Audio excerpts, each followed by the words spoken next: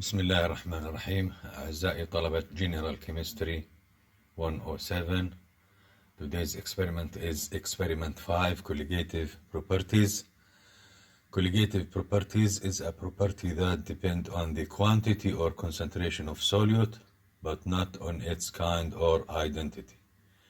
Changes in colligative properties depend only on the number of solute particles present, not on the identity of the solute particles. These colligative properties are 1. Vapor pressure lowering, 2. Boiling point elevation, 3. Melting point depression, 4. Osmotic pressure. Comparing solvent, pure solvent with solution. There are three types of intermolecular forces in solution: solvent, solvent, solute, solute, and solute solvent intermolecular forces. The large intermolecular forces in solution prevent the vaporization, transfer the molecules from liquid to vapor state, causing the vapor pressure lowering. The vapor pressure over the solution is lower than that of the pure solvent because the solution has higher intermolecular forces, and as the concentration of non-volatile solutes increased, the lowering in vapor pressure increases.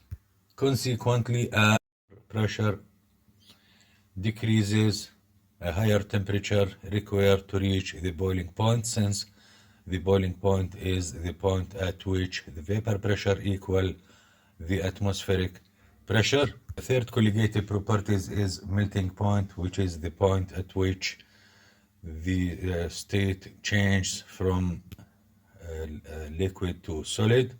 Intermolecular forces lower the freezing point of the solution compared with the pure solvent. The last colligative properties is osmotic pressure, which is the pressure required to stop osmosis. Osmosis is the net movement of solvent from the area of higher solvent concentration to the area of lower solvent concentration, means from lower solute concentration to higher solute concentration.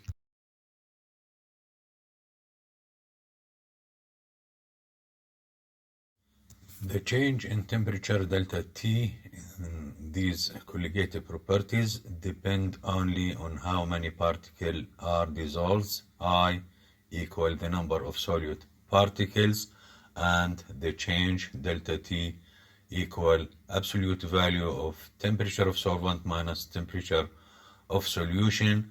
For freezing point depression, delta TF equal I multiplied by KF multiplied by molality. Kf is the molal freezing point depression constant, which is a value depend on the type of solvent, and m is the molality. Molality, the concentration unit, mole of solute per kilogram solvent. The change in boiling point temperature delta Tp equal also I multiplied by Kb multiplied by molality. Kb is the molar boiling point elevation constant, and again it depends on the type of solvent. The osmotic pressure by equal I m RT, m molarity, R gas constant, and T temperature. The solute could be non-dissociated solute, which dissolve in water to produce just one particle, like glucose, sugar, and other molecular compounds that doesn't dissociate while dissolving.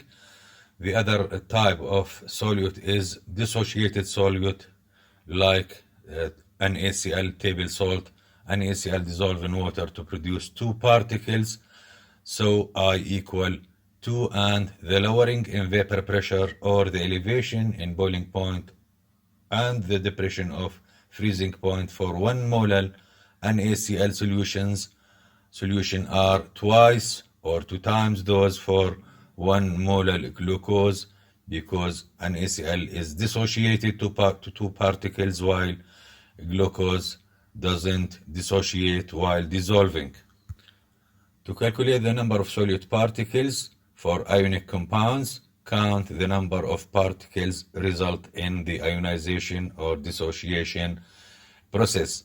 Calcium chloride, calcium dissociated or ionized to calcium 2 plus and 2 mole of chloride Cl minus. So net number of particles equal 3. Calcium phosphate dissociated or analyzed to produce 5 particles. An example of solute used to decrease the freezing point of water is ethylene glycol, commonly called antifreeze, which is added to cars' radiator to prevent freeze-up of water in winter and boiling in summer. Ethylene glycol is non-dissociated solute.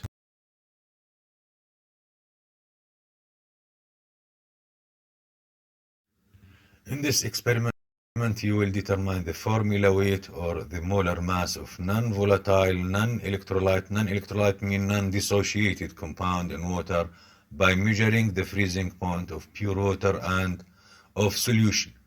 Procedure contains of two parts. Part A, freezing point of pure solvent. Weigh a clean and dry 200 milli test tube. Add 30 milli of water in the test tube. Place the tube and the water in 400 milli beaker ice bath. Ice bath, a bath containing ice plus water and table salt. Record the freezing point of water. Measure the temperature at which the solution begin to freezes using apparatus as shown in slide 3. Part B, freezing point of solution. Remove the test tube from cooling path in part A. Melt the solidified water by pouring tap water at its outside. Dry the outside and reweight the test tube. 2. Add 2.5 gram of unknown solid and place the test tube again in the ice bath. Measure with stirring the freezing point of the solution. From part A, you can measure the temperature of solvent. From part B, you can measure the temperature, freezing temperature of the solution and calculate the change delta Tf to calculate the molar mass of the unknown solid. Example of colligative properties.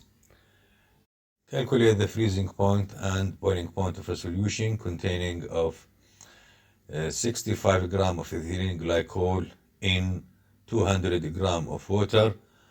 The pure water, gram of water, then Kf and Kb for pure water, and freezing point and boiling point of the pure water. Calculate the freezing point of and the boiling point of the solution. First, calculate the number of moles of ethylene glycol, the mass of solute over molar mass given, and you can calculate the molality mole of solute per kilogram of solvent.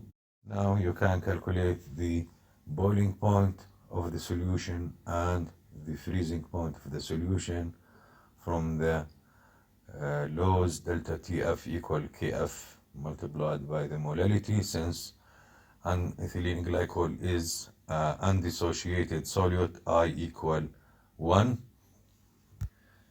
If the boiling point or the freezing point is given, you can calculate the molar mass as in the report of this experiment. Example 2. List the following solutions in order of their expected freezing point. 0.05 molar calcium chloride dissociated to 3 particles. 0.15 molar NaCl solute dissociated to 2 particles. 0.1 molar HCl also dissociated solute to produce 2 particles, while the last 2 solutes, acetic acid and glucose are non-dissociated particles with 0.05 molar for acetic acid and 0.1 molar for glucose. Now count the number of particles and the total molality of the particles. 0.15 molar NaCl has 0.3 molar particles, which is the highest concentrated of them. So the change in freezing point for the solution of NaCl is the highest change, while for the solution of 0.05 molar acetic acid is the least, because it has the least molality of particle. In the arrangement freezing point, the most lowering, the most depressing freezing point has the least freezing point, and the least change in freezing point has the highest freezing point temperature.